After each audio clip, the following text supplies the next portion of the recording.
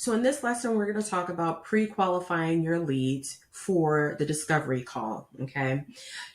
It's very important that you pre-qualify your leads because you want to make sure that whoever you get on the phone with actually is serious about working with you.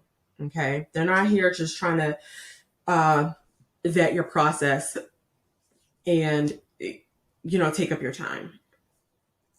So we're going to go through how you're going to be able to pre-qualify them very easily.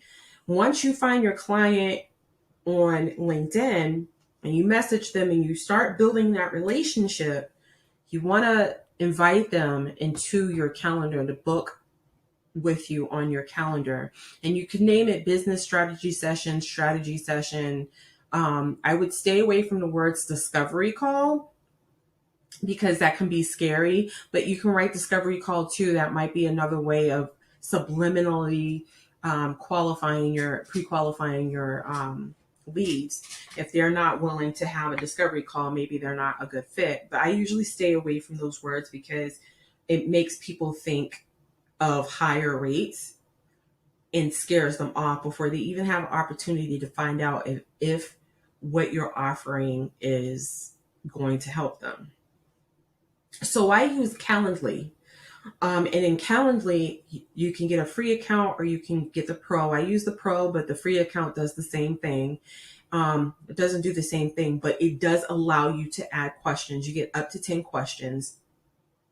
And after you, put in your description and what have you, and they choose the date, they put in their name, their email address, and then you start to ask them questions, very important questions that are going to help you figure out if this person's a good fit from the jump. If you go to page 77, the questions are all laid out, but I'm going to go over them right now and why each question is important. So the first one is, what inspired you to book a call with me instead of someone else? One, you want to know what is it about you that attracted them versus someone else, but you also want to know, and you want to use that language in your marketing. You want to be able to use that language. You want to be able to craft to that. So the more people you speak to and they're able to tell you why they spoke to you instead of someone else, it's going to be possible for you to use that language in your marketing and for you to hone in on those traits that they really appreciated. The second one is, what are your 6-month business goals? The reason I said 6 months is because the program is designed to be 6 months if you do the live program. And so what do you want to accomplish at the end of 6 months? Okay, if you do it by yourself, what are you looking to do? If you do it with me, what are you looking to do? What do you want your 6 months to look like? This gives me an opportunity to see where their head is. They might just say, look, I'm looking to, just have some research done. Or they might say, I'm looking to have 10 clients. It gives me an idea where this person's mind is and what opportunities I might have later on to really adjust their expectations and to emphasize certain things about the program if we get to that part. The next question is, what have you done to accomplish your goals? If they said I haven't done anything or nothing, period, and they don't have any follow-up, you might want to pay close attention to their motivation when you're speaking to them. If they say I haven't done anything because I don't know where to start, well, it does indicate that they are willing to start, but they don't know what to do first and they might be overwhelmed. But really read the question and try to understand where this person's mind is at. If they have nothing or if they just have three dots, you might want to be interested into like, what's the three dots about? Like, have you just not thought of doing anything? Do you not care enough? Okay. What is holding you back from reaching your goals? Have them tell you what's holding them back. They might just say, I'm afraid of failure. I'm afraid of losing my money. I'm afraid of whatever, or I don't know where to start, or I'm really scared, or whatever the case may be. But let them express to you what is holding them back. Where are they in their business development? This question is going to be different for you because your niche might be different. So you might be into fitness, you might be into personal development. Whatever the case may be, ask a question that has a couple of levels, or you might even put a scaling question here, but has a couple of levels where you get to see where they are in their growth process. Okay. This program is focused on pre-startup and startup clients, mostly pre-startup, but anybody who's 6 months or younger in their business. If you're in the growth phase, BLPS is not going to help you out. But me and you can talk on a one-on-one basis, or I might just refer you out to another business or another colleague who does handle somebody at the growth phase. Exit.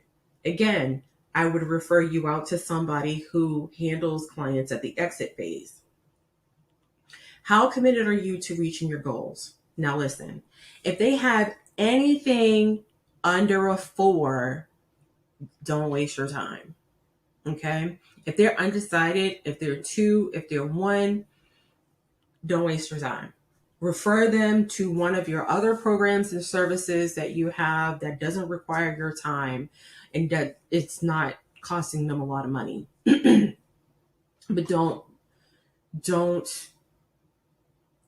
don't want to mess with them at that stage. You want them to be close to a 4 or 5, okay?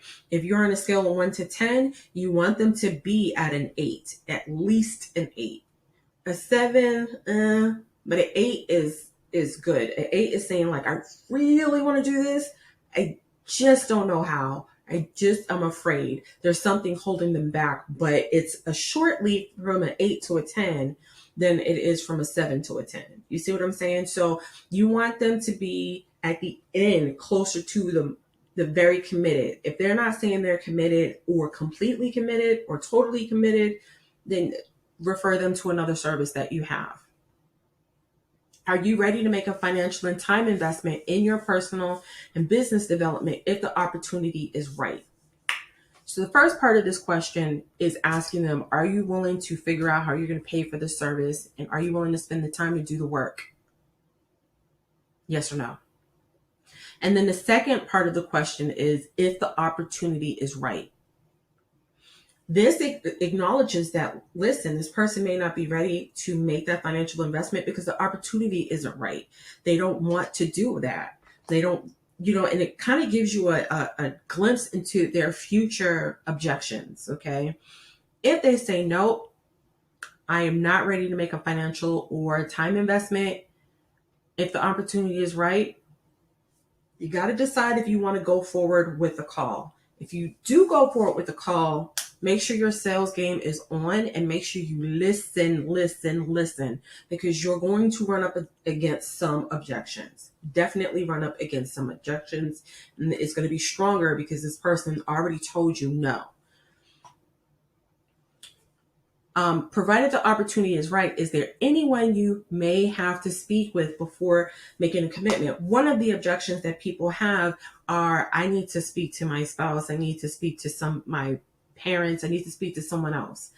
If they say no, I make my own decisions. And then on the call, they're like, oh, well, I need to speak to somebody else. They're stalling. And you might want to call them out on it gently. Well, on here, you said you didn't have to speak to anybody else. What is really going through your mind? And coach them into finding out what the real problem is and then working with their objection. If so, can you bring them to the call? So if they can, if they do have to talk to somebody, make sure you schedule a call with the both of them. And if they say no, then you might want to get back with that person and say, hey, we're going to reschedule this when that person can come, because I don't want to waste anybody's time. And I want to make sure that all parties are involved are here and ask questions. Usually when people run back and tell their partner, whoever they have to consult, what the program is about or what you're offering, they mess it all up. And are you interviewing other coaches or programs? I think this one is an important question because I want to understand where the person's head is, particularly matched up with the other information above. If they're interviewing someone else, they may be trying, listen out for ways that they may be trying to get additional free services. Well, I'm working with someone else and they gave me 3 free coaching sessions. Can you do the same? No, I gave you all the free stuff. You got free training, you got free, you got free this and that. Right now, we're talking about really getting into it. We're talking about, is this program right for you? I think you're smart enough and you know enough to, especially in speaking about everything we just discussed, to know if this is right for you. So this is how you pre-qualify. Make sure that they answer questions. Always put them to give them a link to your calendar, because people who are serious about taking the next step or learning more will book they will book an appointment. They will book a session. And those who are just playing around will not book a session. You need to see some effort in the lead to make sure that they're serious.